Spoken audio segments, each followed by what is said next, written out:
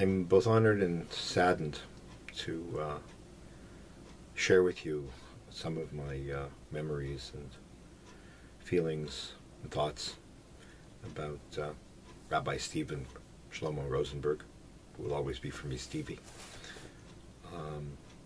There are many people with whom I've come in contact with in my life, in all kinds of connections. Some were, as we say in Hebrew, shoei olam. Some were people at the very top of society. Some were just simple individuals. But of all of those people, and they number easily in the thousands, Stevie stands out as one of the most remarkable, memorable, and formative people that I've had the pleasure and the privilege and the mazel and the zchus of knowing. I was shocked and saddened and not a little bit guilty to have heard of his passing. I assume he died of corona. I mean, that seems to have been when this happened. Either way, it doesn't really matter. I am deeply grieved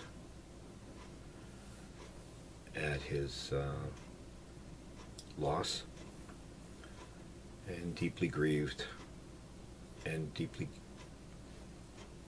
I don't know what the word is, sorry, deeply sorry that we had fallen out of touch. But in a certain sense, I guess, now that a year has passed and we're looking at a Hakama Samatseva, the truth of the matter is that those of you who are doing Daf Yomi know that already the Gemara in Shkal, the Yerushalmi in Shkalim, has one of the versions of the famous statement of Chazal, Ein lehem nefashos l'tzadikim, Ein lehem nefashos l'chachamim, Divrei mehem zichronam.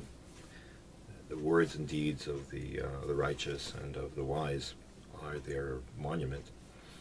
So yes, while you'll be unveiling the tombstone for Stevie, I still can't even put those two words together right now.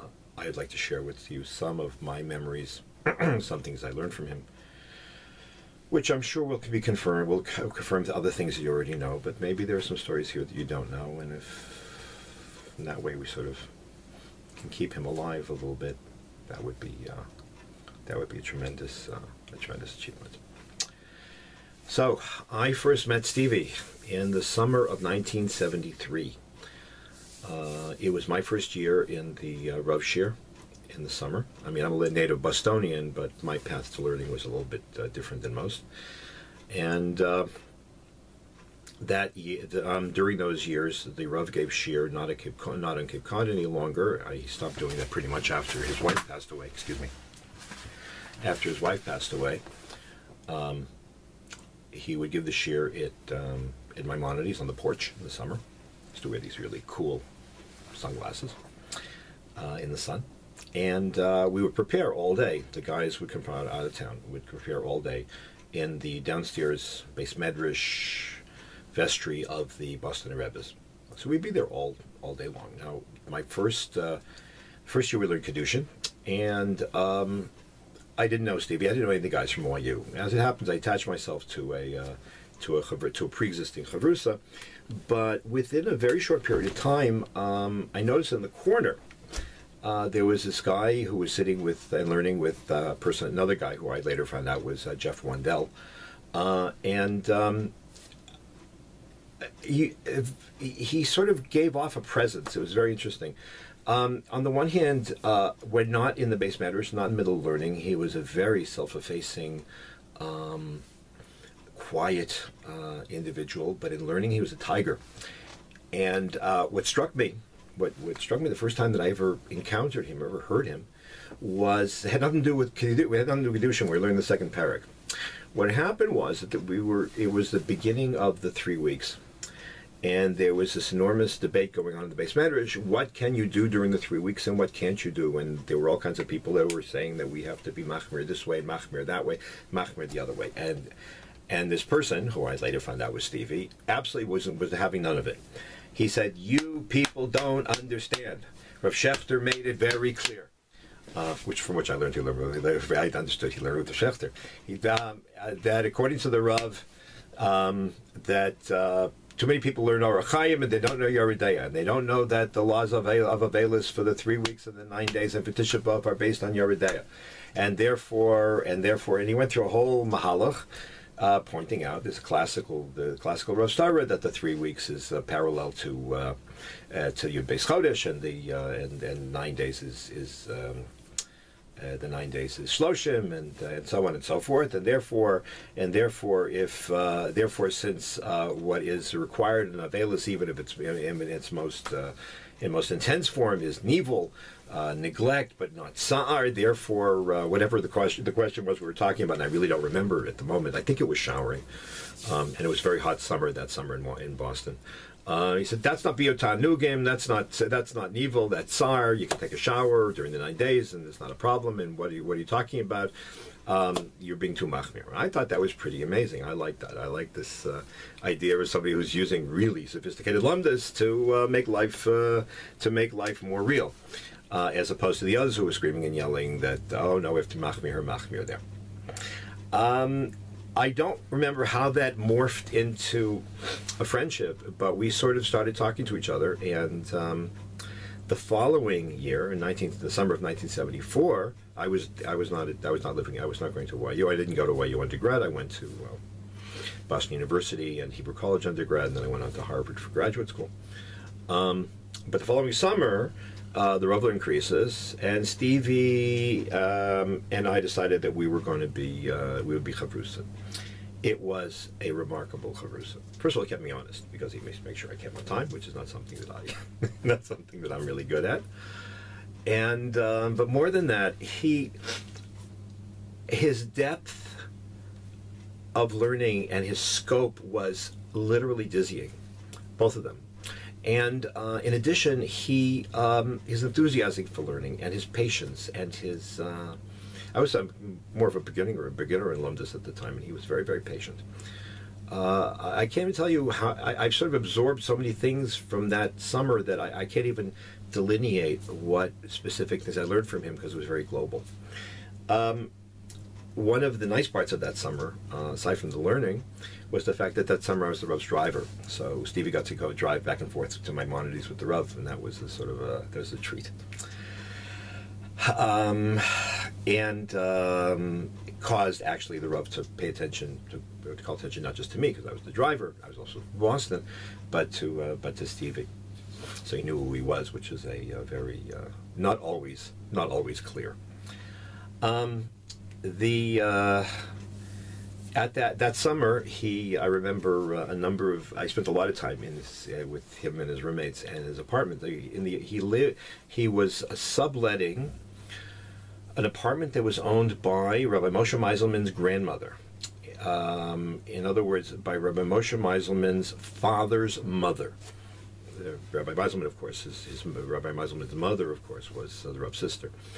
And so they lived in that apartment, and he was living with two people, one of whom I have never seen subsequently, but one of whom I do see periodically, and that is a guy named Avram Katz, heavyset, very smart guy, nice guy, and Rabbi Aaron Silver, who's a Ram, has been Ram for many, many years at Karen B'Yavne, who later he and I became good friends, and we see each other occasionally at Simchas.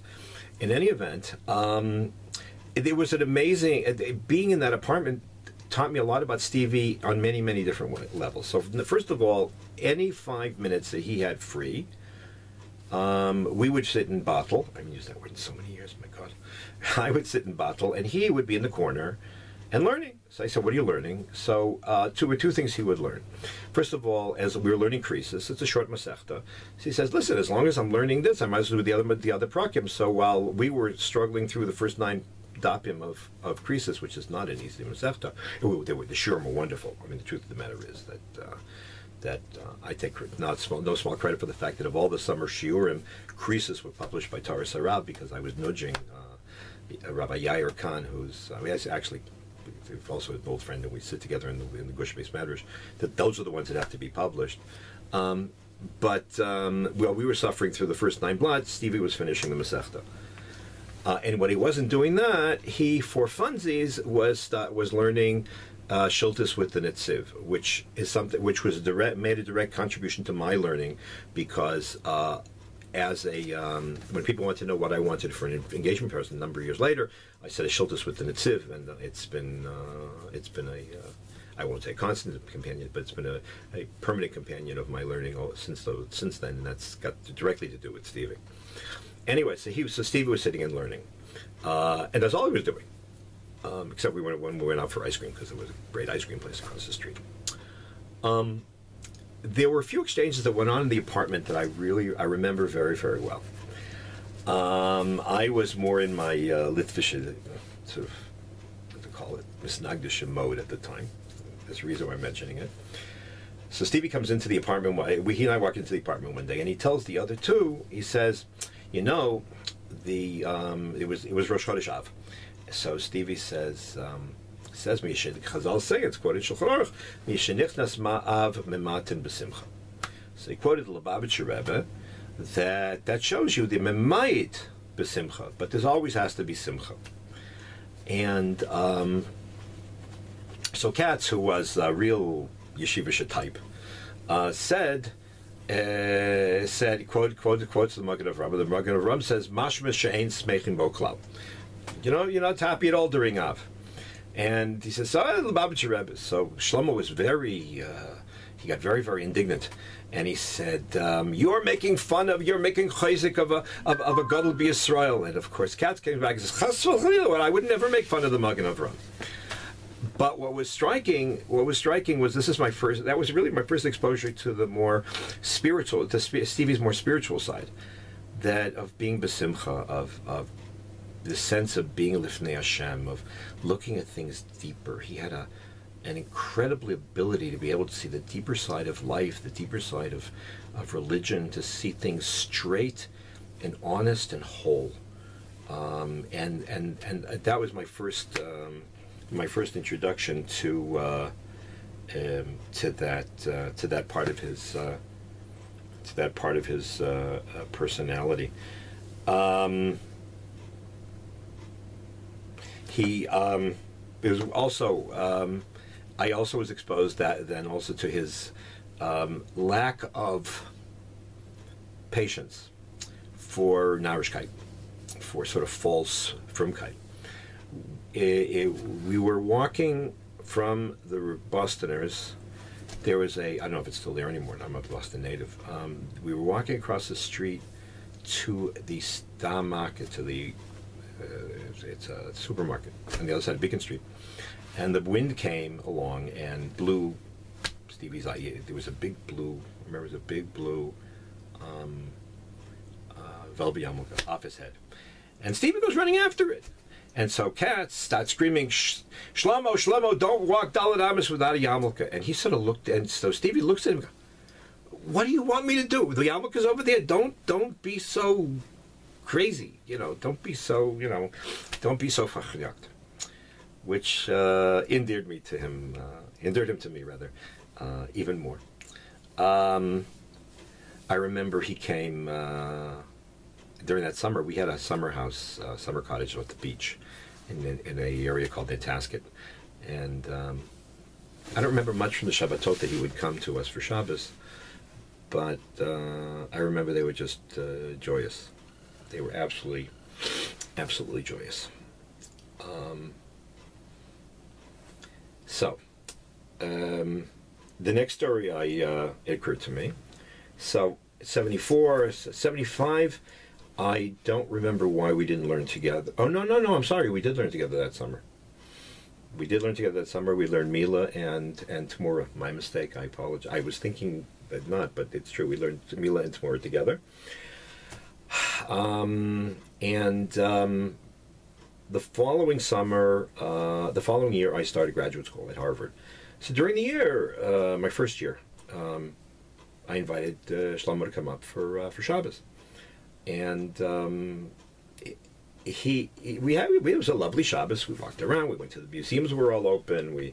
There was a interesting debate about whether you can talk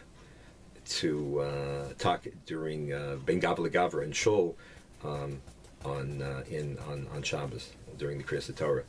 And what was really interesting was that here they have these very sophisticated, self-important graduate student types. And Stevie said, well, it's a very simple question whether, this Kedushas Beit Knesset in this room went during Kriyas Torah or not. And they were all looking at him like so not very few of them had any serious concept in learning. And what was striking was how it was so obvious to Stevie and the rest of them didn't. They were in two different worlds, and in a very certain real sense, the academic world was not his bailiwick, certainly, but was what Mashakanait Levi was at the time was, as he was leaving, I took him to the subway. I took the bus. I don't remember it, but he says to me, with all that, Harvard's a hush of a place, and I said, can I give you a hug? It was anyways. In 1978, I took I left Harvard. I didn't stop my doctorate, but I no longer had to be in residence. So I came to yeshiva, and we took up our friendship. But before we get to that, I want to mention the Siyum of Shas, which I will never forget. That was something which everybody knew about. Finishing Shas was not something that people did then. Daf Yomi was certainly not a thing that anybody did then, or very few. I remember how he told me that he finished Shas. He said one day he sort of calculated up all the stuff he had learned, and he realized that he was on the edge of finishing it. It never occurred to him. It just sort of happened. He kept learning things that he didn't know, and they ended up, wow, I finished Shas. So he invited me to the Siyum, which was so typical, so unprepossessed and so unself-conscious. It just happened, It was a beautiful Siyum, I remember. I remember that Rav Schechter spoke. I remember Rav Khan spoke, and but more than that, I will never forget as long as I live when Stevie recited the Hadron, and he said the words Hadron Alach. That was fine. Talmud Bavli, how he got so choked up. So much of his Avos Torah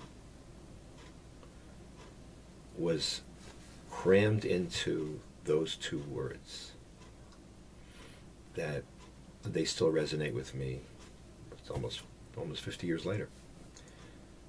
I can still hear him say it. I can still hear his voice crack, and him being on the edge of tears of just being emotional, and a combination of, I can't even imagine what was going through his mind, because he was unique in the way that he thought and the way that he understood things.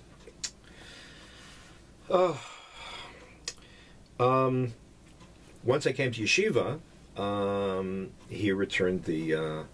Remember, once he returned the invitations that I had when he come to the Nantasket, and or to Harvard at that time, and I spent one Shabbos, I think, at his parents' house. Stanley Fass, I believe, was still the rabbi of Beth Aaron.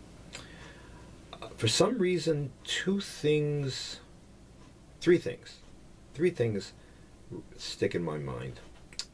One thing is, he had his parents really well trained. There are certain things that he was certain things he was makpid on, that he, I noticed that his parents, especially his mother, were very careful, knew to be careful about. So one of them was, Stevie had this had figured out. I don't know if he figured this himself or was it he'd heard it somewhere else, but he adopted this as a personal practice that there's bishalach or bishal lach by lach. And since there's something of a question as to whether by lach, and since there's a question as to what degree does a klisheni is irui klisheni mevashel? I'm sorry, irui klisheni or irui klisheni mevashel a lach which may be susceptible to bishul achar bishul. So therefore, he had this minig that before, if you're going to take a second portion of soup, that you dry the plate from whatever remains of the first course were there. And I remember his mother doing that, and I remember him telling me this whole mahalach. And the truth of the matter is that since then, when I take a second cup of coffee, I always do that. So like and I always take a second cup of coffee. So the truth of the matter is that I think of him every single Shabbos, literally every single Shabbos. So that was one thing. The other thing is, I remember that they had a dog, and he had to take the dog out, and at the time there was no Eruv in Teaneck. So we went for a walk with the dog, and I remember that the entire walk was this long discussion of the question of the parameters of Chai Nosei Satzmo and who's really carrying the leash, and it was just typical. It was typical. You go for a walk with a dog and you talk and learning. Is there anything else to talk about?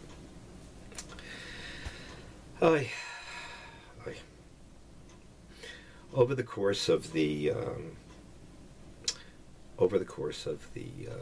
years that I was in yeshiva, that was from 78 to 82.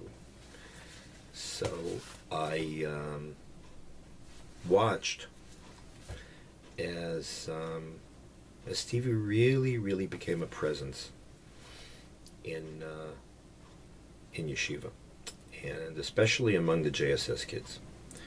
He was accessible. He was interesting. He was funny. He did things that were a little bit avant-garde. I remember he was so proud of himself that he and a bunch of guys went out to see Up in Smoke, which was a Cheech and Chong movie, the night of Scorbris. That went to Scorbris later. And I didn't even know what Cheech and Chong was, but he knew. And they worshipped him. Not because there was anything untoward, but because he had, in his own special way, he had a deep and abiding religious, I don't want to use the word charisma because that can be mistaken. His sincerity and his depth and his awe of, and his the sort of the spirituality that enveloped him, it was riveting.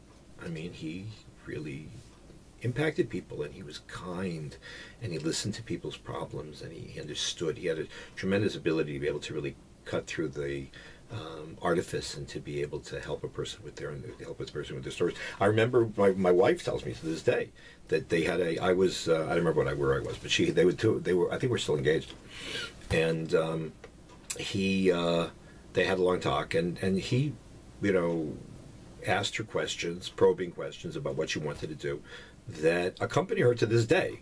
He had this innate ability to be able to, but not aggressively, but just nicely, caringly, to help a person sort out the things that were at the center of their concerns. And I know he's a Rebbe for a certain amount of time, and I think he was like assistant mashgiach of JSS, and I will never understand why yeshiva was so stupid, short-sighted, insensitive, and unappreciative not to have given him some kind of position where his strengths could have really, really contributed to the spiritual and intellectual growth of the Talmidim, whether it's in JSS or IBC or even in Reeds. It wouldn't really matter. So it won't be the first time that yeshiva didn't realize what they had literally under their nose. But it was a terrible error with terrible ramifications.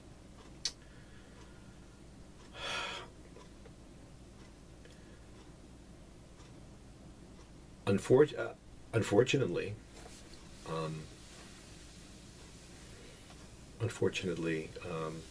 once I got smicha in 1982, just after that, I went off to work, and then we went to. Then my wife and I got a Lady Davis fellowship to Hebrew U, and we went off to Israel. And at that point, I made my life-changing decision that we made our life-changing decision that we were going to make Aliyah. But it's interesting, even with regard to that, when I told him that I had decided not to stay in the United States and not to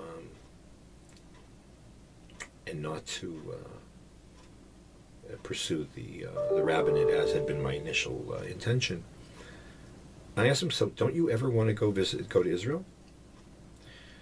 And he said, why? I said, I don't know. It just is. I mean, it's Eretz HaKodesh. He said, you can. He says, every day of my life, and this is typical.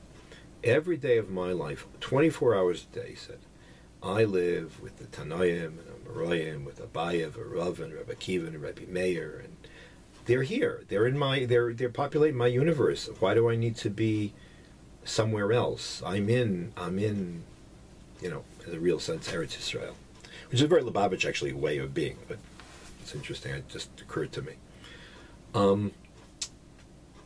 So I convinced him that maybe being in the very places that they lived is something. So I got that far. But the truth of the matter is that more important was the way he described the world in which he lived. He didn't need. Stevie transcended time and space. He lived in a world full of the living embodiment of the Sofrim and Prushim and Tanaim and Amoraim and Rishonim and whatever Achronim we learned, and Rab Chaim, and that was a real universe, and there was no reason to have any. What more could one possibly need, and what better expression of the Rav's description of the Symphony of Generations that is often quoted, which I don't think Stevie ever heard it, at least not at that point. But he expressed it, I think, as well as, if not better than the Rav. And then we went off to Israel, came back, and I moved to Riverdale and took up a rabbinate for a short period, what I thought was a short period of time. And as things happened, we fell out of touch. I was aware that he had been in an accident, but somehow whoever I talked to and asked how to get in touch with him, and I continued this even after we made Aliyah, when I would come back, nobody who I spoke to seemed to know. And I am sorry that I wasn't successful at that. I'm even more sorry now that it's no longer possible. But Stevie graced this world and was perhaps a Lamed Vavnik. Certainly I felt that way. And there were other people who felt that way. Anybody who I know who knew him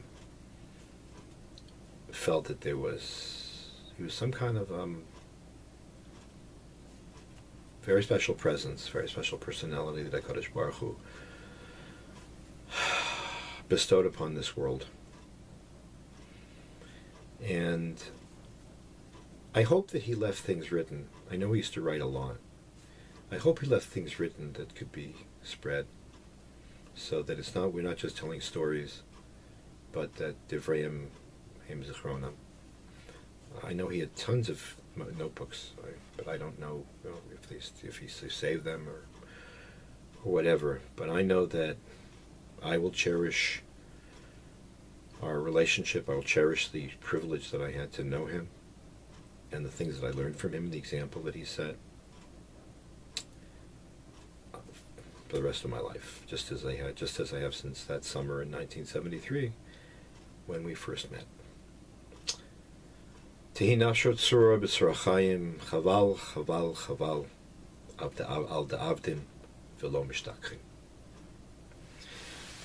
Ma'ashamayim tenuchamu hamakom yinachem eschem toch sharai v'eletzinu b'Yerushalayim v'lo tosifu l'dava od.